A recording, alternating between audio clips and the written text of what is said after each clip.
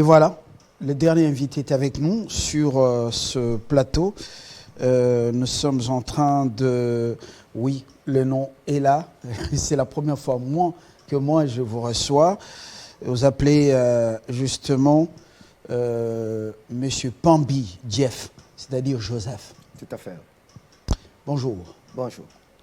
Vous êtes le secrétaire national du ministère de laïcs protestants, Milapro, à l'ECC, Église du Christ au Congo.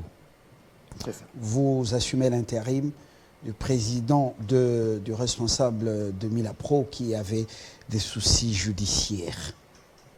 Nous fermons la parenthèse. Il y aura un synode national électif à l'ECC au mois d'août. Quels sont les enjeux? Il semble que les candidats ne se déclarent pas. Comment ça va se passer? Bokundoa vient d'avoir un mandat. Il est sûrement qu'il sera candidat à sa propre succession. Beaucoup remue-ménage. Dites-nous comment ça va se passer. Les candidats ne se déclarent pas, mais comment ils vont convaincre les représentants légaux des autres communautés de l'ECC pour qu'ils puissent voter en faveur de tel ou tel? Merci beaucoup. Et je vais commencer par préciser une chose. Le président du Milapro, qui avait des soucis judiciaires, comme vous l'avez présenté, est déjà libéré. Et il a recouvré sa liberté et il venait de commencer aussi ses activités tout à fait normalement. Ce n'était qu'une parenthèse. Et pour revenir à votre question, le synode national de l'ECC est un temps de réflexions intenses, un temps de communion avec le Saint-Esprit et de communion entre le Père de notre Église, l'Église de Christ au Congo, et des fidèles. Parce qu'il faut dire, il ne s'agit pas que d'évêques, il y a des évêques, il y a des révérends, des pasteurs responsables des communautés qui forment l'Église de Christ au Congo. Il y en a au total à l'instant 95, sinon 95. 95, voilà. Les salutistes ou l'armée du salut étaient déjà partis, c'était parmi la première communauté. Tout à fait. L'armée du salut a déjà quitté, ça fait plusieurs années, l'ECC, mais vous gardez la communion quand même. Absolument. Ah bien. Et on traite toujours bien avec nos frères salutistes, nous sommes toujours en bonne relation, et même si ils ont recouvré leur autonomie et dans le sens global de la chose. Alors, parlant du synode, cette fois-ci, l'enjeu est très important dans la mesure où il ne s'agit pas d'un synode ordinaire. D'abord, un synode, c'est quoi chez nous? C'est un peu une sorte de congrès ou d'assemblée nationale, pardon, d'assemblée générale, une sorte d'assemblée générale. Cette fois-ci, c'est extraordinaire. Non. Cette fois-ci, c'est ordinaire, mais électif. C'est-à-dire qu'on va renouveler l'équipe dirigeante de l'Église du Christ au Congo, à savoir le président national, le premier vice-président qui est chargé de l'évangélisation, ainsi que le deuxième vice-président qui est, lui, en charge de la diaconie. Donc, c'est pour nous un moment très important, de grande concentration et, je le répète, de communion intense avec le Saint-Esprit qui doit nous guider. Comment ça se passe? C'est-à-dire que vous l'avez annoncé aussi, chez nous, les candidatures ne s'annoncent pas à l'avance, mais c'est tout à fait normal qu'il y ait des intentions dans ce sens-là, et chacune des personnes qui sont intéressées à briguer un mandat quelconque, de manière informelle, va essayer d'engager des contacts avec les électeurs qui sont bien connus à notre niveau. Et puis, le jour du vote, ce sont les intentions qui vont se manifester. C'est-à-dire, quand les gens votent, chacun vote librement sur inspiration du Saint-Esprit. Et après la décompte, on va prendre les 3 premiers qui viennent en tête des listes. Et c'est ceux-là qui vont poursuivre disons, la bataille électorale jusqu'à ce qu'on ait un président de l'ECC et ça va se répéter, la procédure va se répéter au niveau du premier vice-président ainsi que du deuxième vice-président. Deuxième vice-président, et après il y a un secrétaire général? Non, non, non. Et chez nous, on n'a pas ce système-là. Actuellement, à part Dr Bokundoa, il y a deux vice-présidents. Premier vice-président, comment il s'appelle? Deuxième vice-président. Oui. Monseigneur Idor Niamoke, oui, qui est le premier vice-président en charge de l'évangélisation, et Monseigneur ou le révérend docteur Milenge Mweneluata, qui lui est deuxième vice-président en charge de la diaconie. En charge de? De la diaconie. Ah voilà, donc il s'occupe des diacres. Non, pas des diacres. Oui, de la consécration.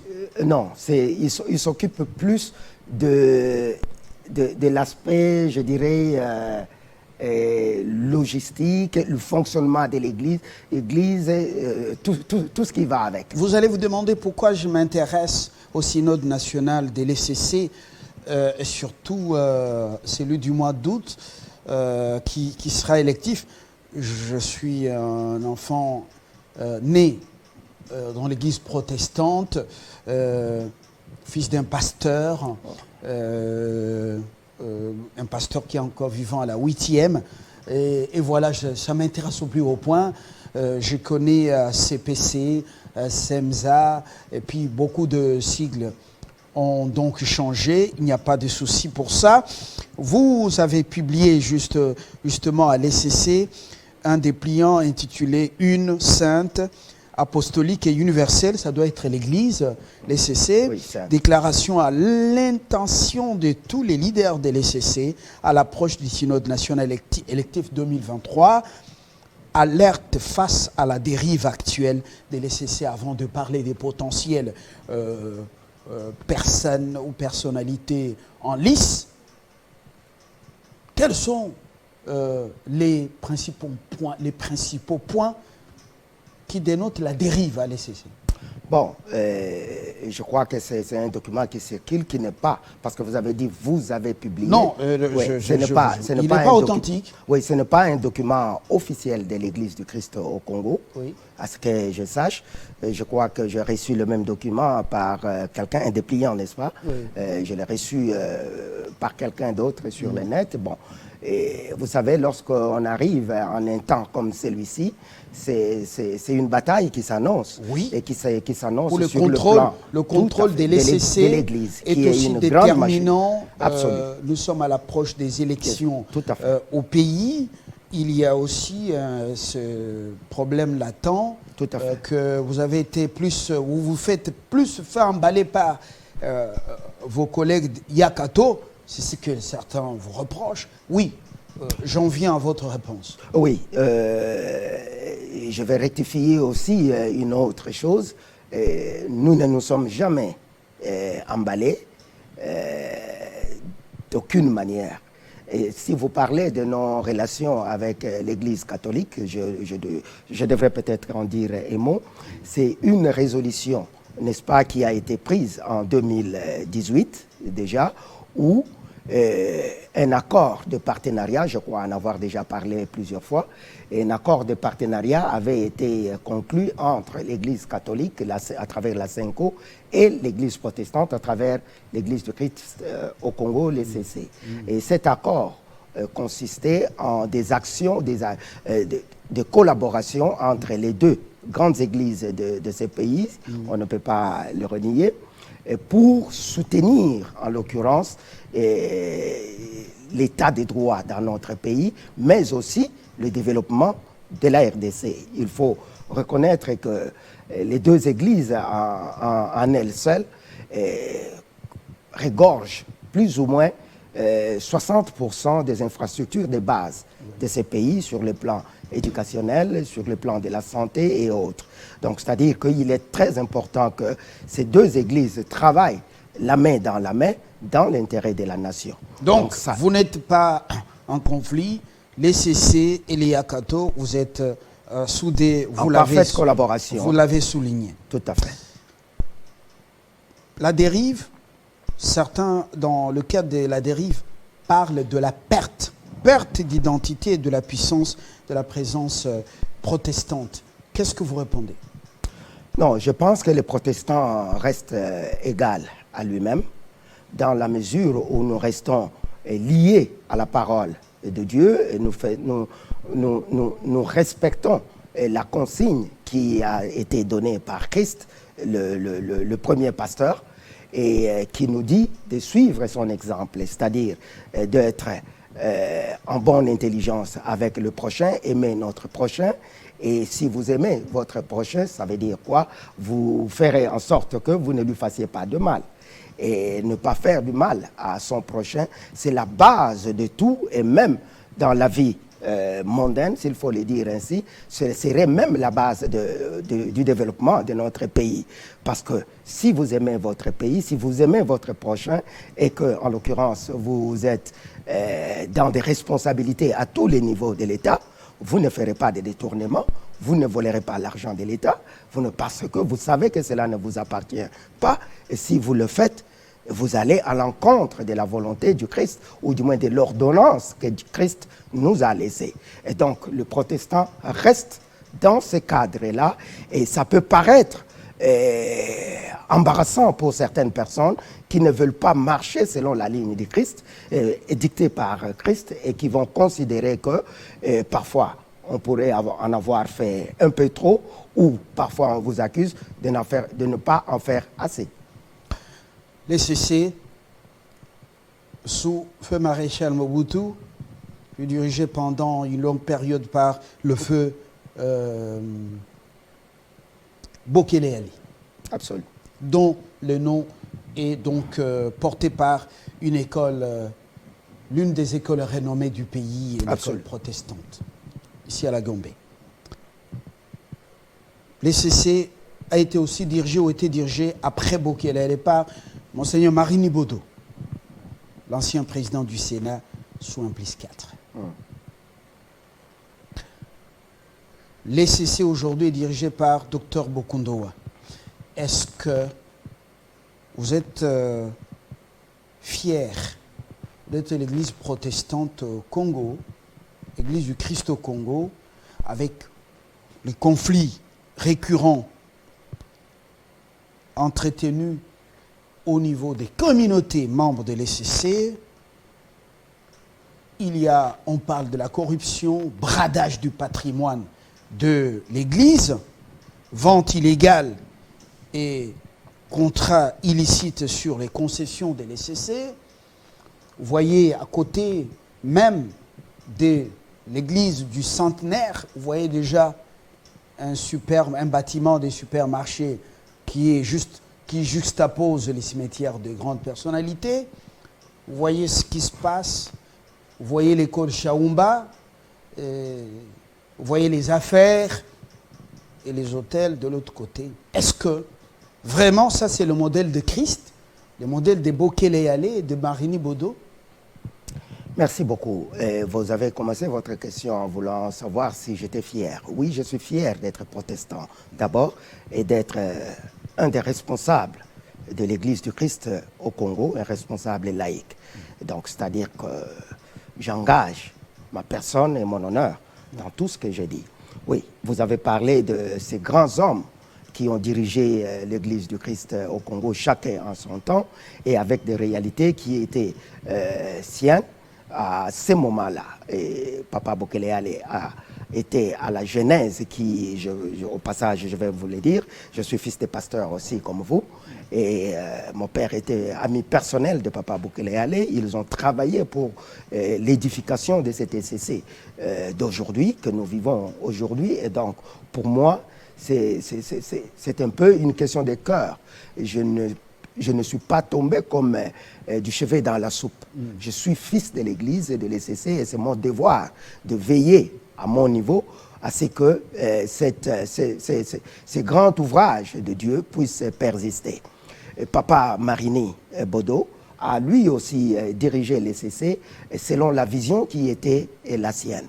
Et dès que le président actuel, le révérend docteur Bokundowa, a pris la rêne de l'Église, il n'est pas parti par quatre chemins, il a dévoilé sa ligne de conduite, c'est-à-dire sa vision de l'Église. Une église qui, à travers sa jeunesse devrait s'impliquer davantage, notamment dans la chose publique. Selon le modèle de Christ. Selon le modèle de Christ. Justement. Tout va selon le modèle de Christ. Des patriarches qui ont quitté, qui ont vécu, qui ont quitté. Alors, lorsqu'on remarque... Qui sont des ça, références. oui, références. L'hôpital, le très médiatique centre hospitalier, comment on appelle Sebco? Sebco, oui, à Bandal. Oui. Je suis de la Sebco. Son état actuel, les Baptistes, l'impaiement du personnel de l'ECC, qui avoisinerait 7 à 6 mois, donc 6 à 7 mois. Les paiements de l'INSS, alors que l'argent est prélevé. Les personnels étaient payés avec l'argent qui était généré par les infrastructures de l'Église. Est-ce qu'aujourd'hui, là, vous pouvez être fier de cette ECC, de la gestion, cette gestion autocratique de l'ECC? Bon, je pense qu'il y a des choses, c'est vrai, bon, tant qu'elles sont placées, sorties à la place publique, il faudrait peut-être en parler. Mais la gestion de l'Église du Christ au Congo se fait à plusieurs niveaux. Il y a le synode, en l'occurrence, qui vient au mois d'août, qui édicte les grandes lignes, et il y a le comité exécutif qui accompagne la gestion du président ou de la présidence nationale. Et tout ce que doit faire le président national doit venir du comité exécutif. Et le président national de l'ECC répond directement au comité exécutif. Et je vous Donc il rappelle, lui rend compte.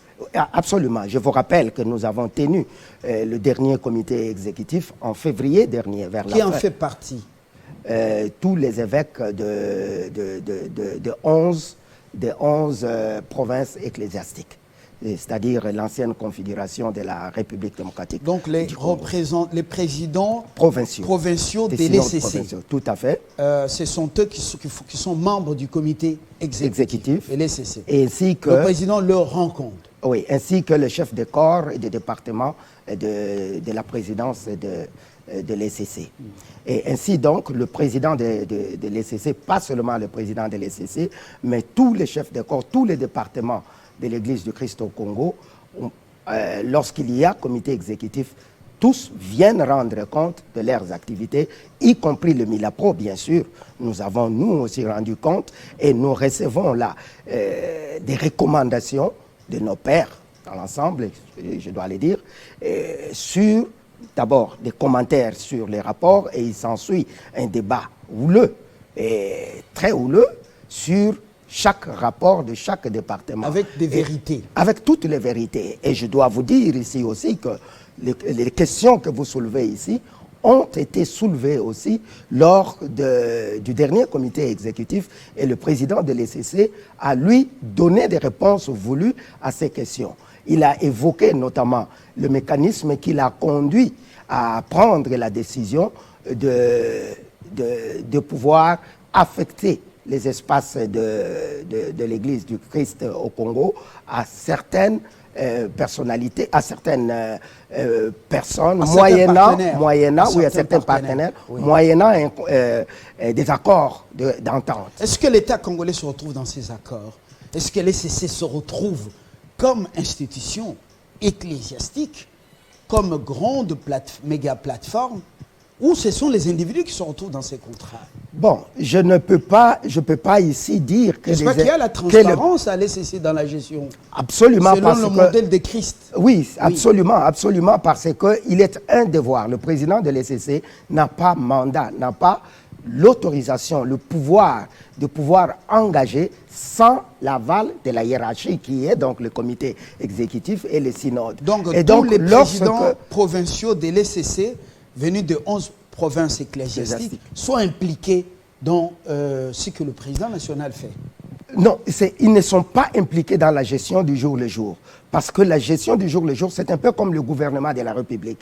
Il conduit la politique de la nation à travers un programme établi. Et c'est la même chose au niveau de l'Église de Christ au Congo. Le président national rend public son projet, son programme, qui est présentée au comité exécutif ou au synode d'abord, et puis qui est mise à jour à souhait par rapport à l'évolution de la situation face au comité exécutif. Et s'il y a de mécontentement, de temps en temps, il y en a. On ne doit pas se leurrer. Il y a, comme je le disais, il y a des débats très houleux lors de nos comités exécutifs où on ne s'empoigne pas, bien sûr, non, mais des gens ça reste entre se disent vous, absolument. Ou bien la presse peut y accéder. Non. C'est quand même... Non.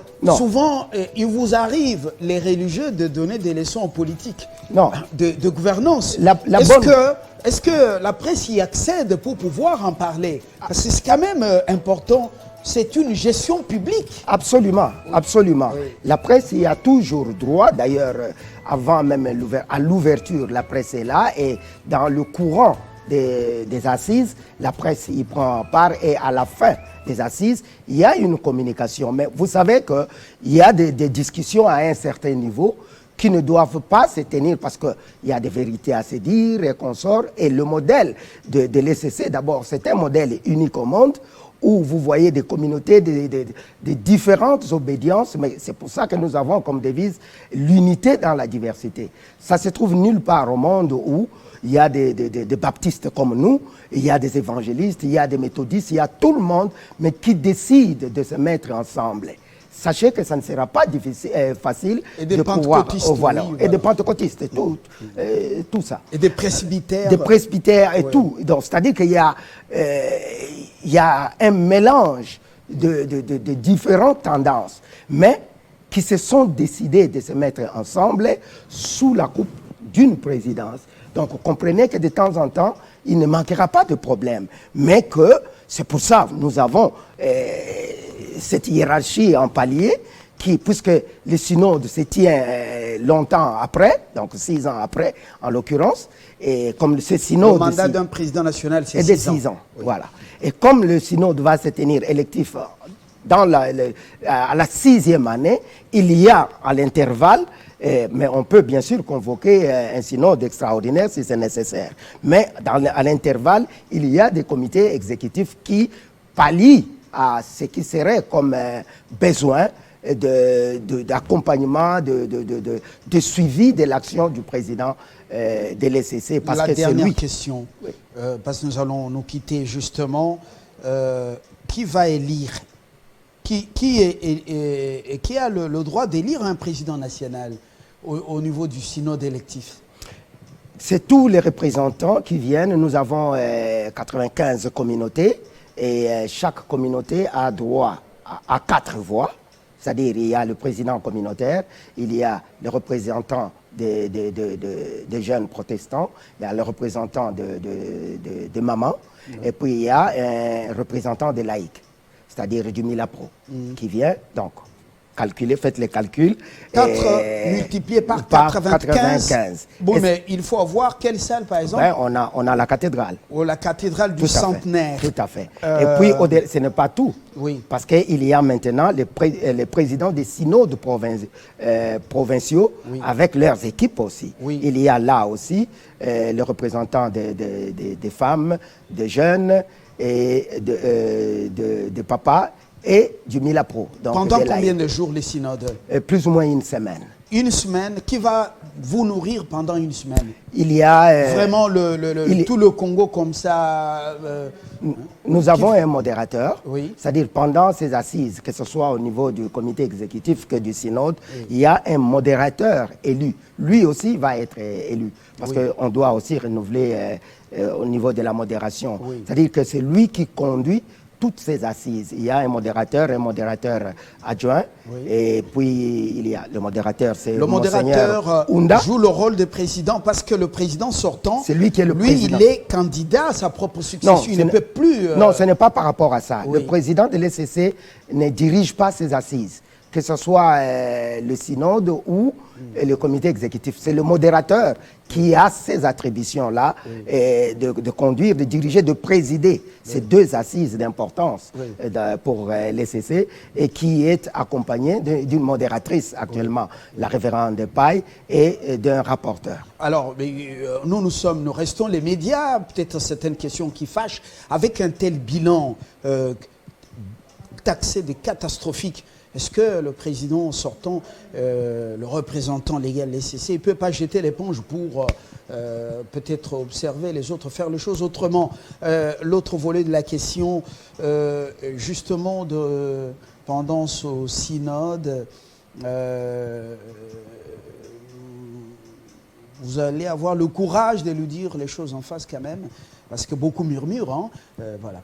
Oui, bien sûr, comme je venais de le dire, ce sont des débats démocratiques à l'ECC. C'est-à-dire tout le monde a le droit de parler, de dire ce qu'il pense, il s'ensuit des discussions très houleuses, et puis à la fin, on se met toujours d'accord. Mais vous avez parlé là d'une chose assez grave, notamment du bilan catastrophique, parce que vous faites allusion au dépliant que vous avez entre les mains, et vous savez que nous sommes en une période électorale. Je n'endosserai pas ce point de vue-là, mais une chose est certaine, le président en exercice a fait sa part du travail, il sera jugé par ses pairs, par les membres du synode, sur base du rapport que lui va leur, comme d'habitude, qui va leur présenter, et à eux de dire s'ils pensent qu'avec le travail qu'il a fait, il peut être reconduit, au cas où il serait candidat, je l'espère, je le crois en tout cas, ou alors il faudrait qu'il mette leur confiance à quelqu'un d'autre. L'affaire des candidats, ça reste un secret pour les synodes et pour vous. Vous n'aimez pas en parler, mais la presse cite Mbaye Tchakani. Oui, Papa Monseigneur Mbaye. Qui vient du Kasaï absolument. oriental. Il est toujours président de l'ECC Kasaï oriental. Oui, absolument. Synode, oui. Que je salue au passage. Il a beaucoup duré aussi là-bas. Oui, absolument. Voilà. Et puis... c'est l'une des figures de proue de notre Église. Voilà. Docteur Bokundo lui-même a répondu à cette proposition. On cite aussi, je ne sais pas si c'est vrai, donc docteur Milengue, Mwena Luata, le deuxième vice-président de l'ECC. Oui, on parle aussi d'autres, mais lorsqu'on regarde un peu, l'Église... ce n'est pas une église d'un individu, c'est l'église du Seigneur Jésus. Absolument. Et puis, vous dites la diversité fait la richesse. L'unité dans la diversité. Oui. Bokelea, les grands Équateurs, Papa Marini, c'est pratiquement loin de l'Équateur. Est-ce qu'il n'y a pas, comment on appelle, est-ce qu'il y aura, on va tenir compte de l'alternance? Non. Ce n'est pas comme ça chez nous. Je vous ai dit que le synode, c'est un moment de communion intense avec le Saint-Esprit. Tout le monde qui vient est supposé être en relation avec Dieu, beaucoup de prières afin qu'il ait l'inspiration voulue pour désigner une personne. C'est une grande responsabilité, cette personne qui sortira, entre parenthèses, vainqueur de cette élection, aura la grande responsabilité de conduire l'Église du Christ au Congo en une période particulière. Vous l'avez dit au début, c'est une année électorale où il y a beaucoup de problèmes dans le pays. Il faudra que ce soit quelqu'un qui a la capacité de juguler certaines considérations et conduire l'Église et le peuple de Dieu à bon port. Parce que sinon, l'Église a la capacité de brûler le pays ou alors de le sauver. Et il faudrait que nous soyons à mesure de nous surpasser en ces temps et que le Saint-Esprit nous conduise et que nous désignions la personne qu'il faudra et sans tenir compte des aspects comme son origine régionale ou ethnique ou consort. C'est-à-dire ce sont des pasteurs de haut niveau, de gros calibre de l'Église du Christ au Congo. Toutes les personnalités que vous avez citées là-bas, nos papas, sont des personnalités très respectables. Et s'il s'agit bien d'une d'entre ces personnalités-là, que Dieu soit loué. Et voilà. Baptiste du fleuve Congo, Baptiste national, ou du Congo de l'Ouest. Quoi encore? Presbytérien et tout ça. Pentecôtiste. vous avez dit il y a la diversité. Voyons voir à quoi ça va rimer. Il ne faudra pas un pyromane qui va entrer encore en conflit avec le roi, c'est-à-dire le pouvoir public. Il ne faudra pas qu'il soit inconflictuel. Il ne doit pas aussi alimenter les foyers de tension. Comme vous avez dit, j'espère que le Saint-Esprit sera là au rendez-vous. Pas au moment où le Saint-Esprit, pas la prière, on le cite, on le met en prison et c'est la chair qui travaille. J'espère qu'il va être à l'œuvre. Oui, nous allons couvrir le synode. Oui, absolument. Avec beaucoup de dextérité. Absolument. Voilà, mais je crois qu'il faut aussi rappeler une chose. L'Église, les CC, n'a jamais, en aucun moment, été en opposition avec le pouvoir public. Parce que l'Église n'en a pas vocation. L'Église doit accompagner des institutions pour que le peuple de Dieu puisse en tirer bénéfice. Mais il faut comprendre aussi qu'en tant que pasteur, il arrive des moments où, lorsque les brebis ne marchent pas de la manière supposée, que l'on les amène à pouvoir revoir leur façon de faire. Mais ce n'est pas pour autant que l'Église irait en contradiction ou en opposition avec le pouvoir public. Ça ne s'est jamais fait et nous pensons que ça ne se fera jamais. Le CC n'a pas son candidat en poche aussi? Un candidat de quoi? Si moi, protestant, je suis candidature à la magistrature suprême, vous allez me soutenir? Ben, bien sûr que nous prierons pour vous, nous vous encouragerons de garder, je vous dis d'abord que celui qui est en tête du pays est protestant, et donc laïque protestant, et la personne en face de vous, c'est celle-là qui a signé sa lettre de notification comme haute personnalité protestante. Donc en tant que tel, c'est notre devoir. Il est de Cadeco, et plutôt Cadesa. Voilà, CADC. KDC, avant voilà. C'était Cadesa. Voilà. Oui, parce que Philadelphie est dans KDC. Dans KDC, voilà. Donc c'est-à-dire c'est notre devoir. Il ne suffit pas que le président soit forcément protestant, il peut être chrétien ou il peut être juste congolais, un croyant ou pas, mais notre volonté, notre souhait le plus ardent serait de l'accompagner de telle sorte qu'il reste dans les limites du vrai, du bon, pour que le peuple congolais puisse en trouver son compte. Et pour cela, je pense que l'Église de Christ au Congo ne ménagera pas d'efforts pour accompagner tout candidat, pas de manière formelle comme si l'Église va endosser un candidat. Ça, nous ne le ferons pas parce que l'Église est supposée unifier tout le monde, mais celui qui passera, ceux qui viendront vers l'Église, l'Église les recevra. Merci. Et priera pour eux. Voilà. J'espère que l'Église du Christ au Congo sera résiliente face aux influences venant de l'outre-mer, l'outre-Atlantique, aux États-Unis, parce que la plupart de ces communautés ont leurs racines de l'autre côté. Est-ce qu'il n'y aura pas des influences ou des pressions venant de là? La vache qui allaite et celle qui gouverne, ça vient de moi, ça ne vient pas de vous. Excellente journée. Merci à vous autant. Et nous jetons l'encre par ici avec espoir de vous retrouver demain avec même passion, même percutance. Portez-vous très bien sur Télé 50. Excellente journée, excellente semaine.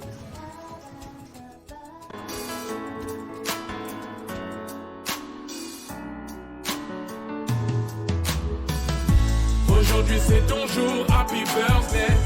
Tout le monde à la maison, happy birthday. Avec moi nous fêtons, happy birthday. C'est maintenant ton moment, happy birthday. Aujourd'hui c'est ton jour, happy birthday. Tout le monde à la maison, happy birthday. Woo woo woo woo, happy birthday. Woo woo woo woo, happy birthday. Personne ne peut oublier, c'est pas juste pour les billets. Aujourd'hui c'est ton jour, c'est ton meilleur jour pour briller. Il faut chanter, faut crier, il faut danser, faut prier. Aujourd'hui c'est ton jour, des messages d'amour par milliers. Et t'auras toute la nuit, et plus rien ne compte.